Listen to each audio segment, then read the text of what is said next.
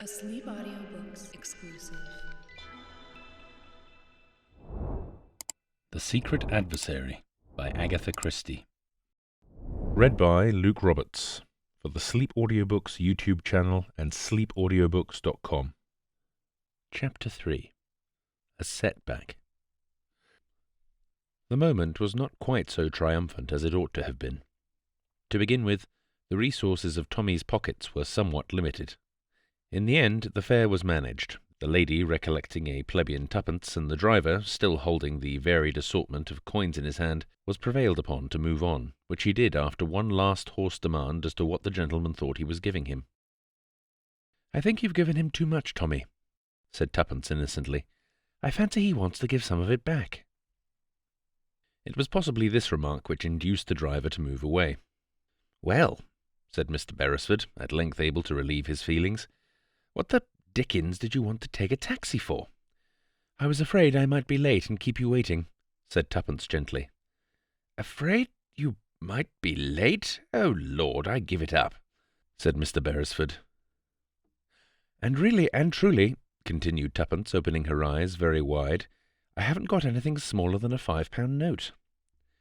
"You did that part of it very well, old bean, but all the same the fellow wasn't taken in, not for a moment." "No," said Twopence thoughtfully. "He didn't believe it. That's the curious part about speaking the truth. No one does believe it. I found that out this morning. Now, let's go to lunch. How about the Savoy?" Tommy grinned. "How about the Ritz?"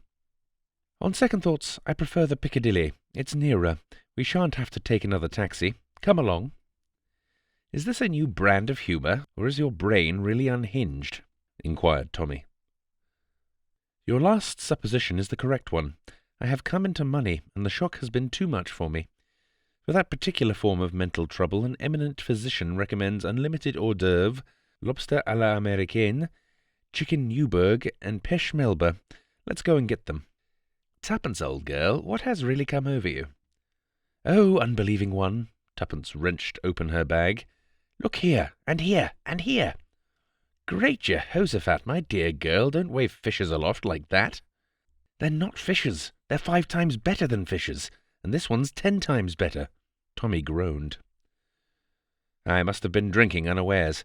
Am I dreaming, Twopence, or do I really behold a large quantity of £5 notes being waved about in a dangerous fashion?" "Even so, O King. Now, will you come and have lunch?" "I'll come anywhere, but what have you been doing? Holding up a bank?" "All in good time. What an awful place Piccadilly Circus is. There's a huge bus bearing down on us. It would be too terrible if they killed the £5 notes."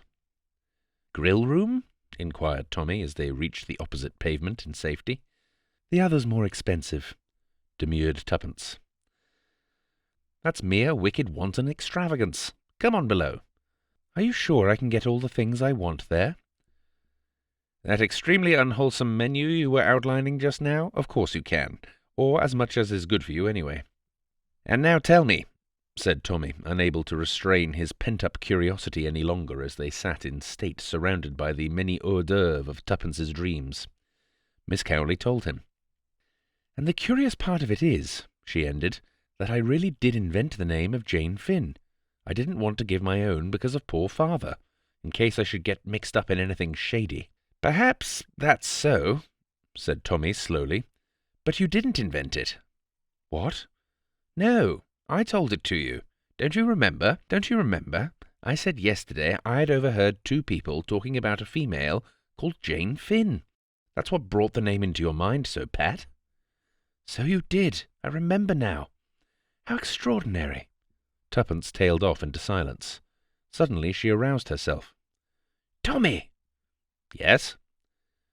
"What were they like, the 2 men you passed?" Tommy frowned in an effort at remembrance.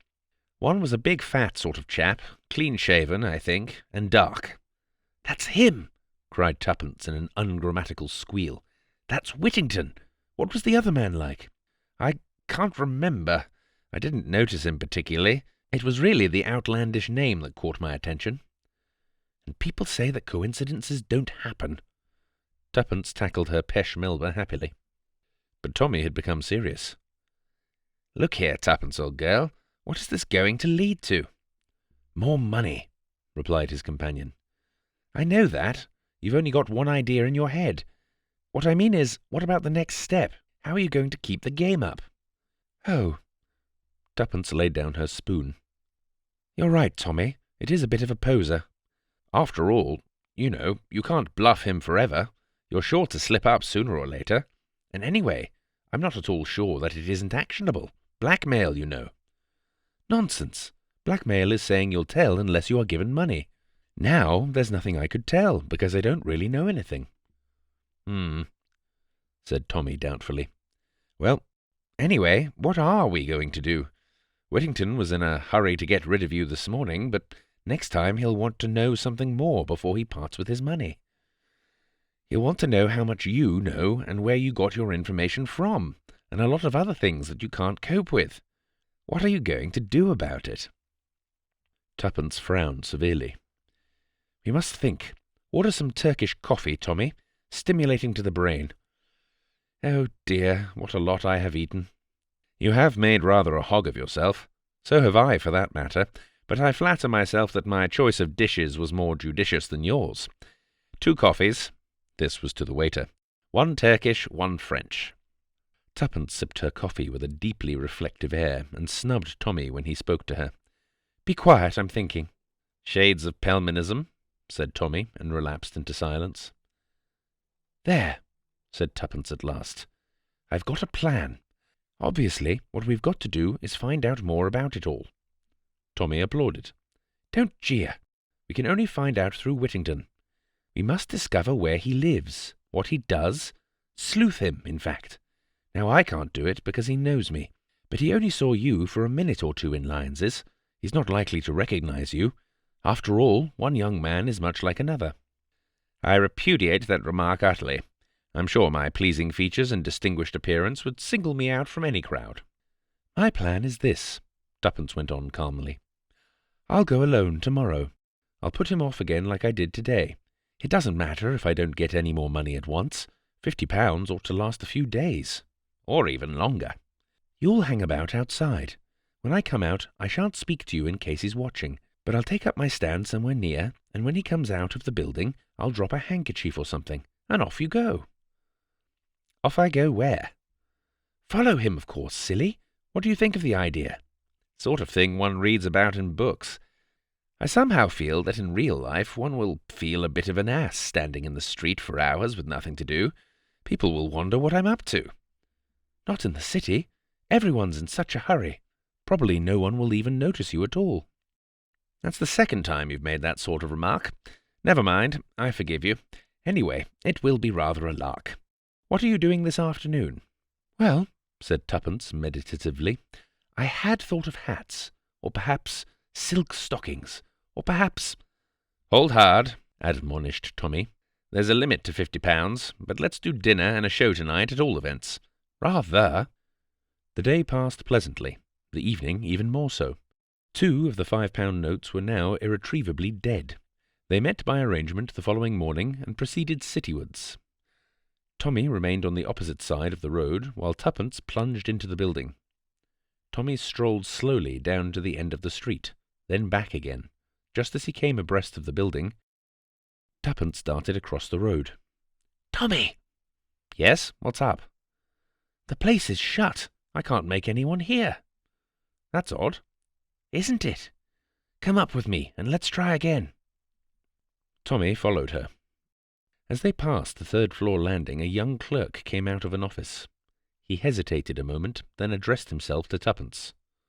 "Were you wanting the Estonia glassware?" "Yes, please." "It's closed down since yesterday afternoon. Company being wound up, they say. Not that I've heard of it myself, but anyway, the office is to let." Thank you," faltered Tuppence. "I suppose you don't know Mr. Whittington's address?" "Afraid I don't. They left rather suddenly." "Thank you very much." "Thank you very much," said Tommy. "Come on, Tuppence." They descended to the street again, where they gazed at one another blankly. "That's torn it," said Tommy at length. "And I never suspected it," wailed Tuppence. "Cheer up, old thing. It can't be helped." "Can't it, though?" Tuppence's little chin shot out defiantly. "Do you think this is the end? If so, you're wrong. It's just the beginning." "The beginning of what?" "Of our adventure, Tommy, don't you see? If they are scared enough to run away like this, it shows that there must be a lot in this Jane Finn business. Well, we'll get to the bottom of it. We'll run them down. We'll be sleuths in earnest." "Yes, but there's no one left to sleuth." "No, that's why we'll have to start all over again. Lend me that bit of pencil. Thanks. Wait a minute, don't interrupt. There." Tuppence handed back the pencil and surveyed the piece of paper on which she had written with a satisfied eye. "What's that?" "Advertisement." "You're not going to put that thing in after all?" "No, it's a different one." She handed him the slip of paper. Tommy read the words on it aloud. "Wanted, any information respecting Jane Finn, apply YA."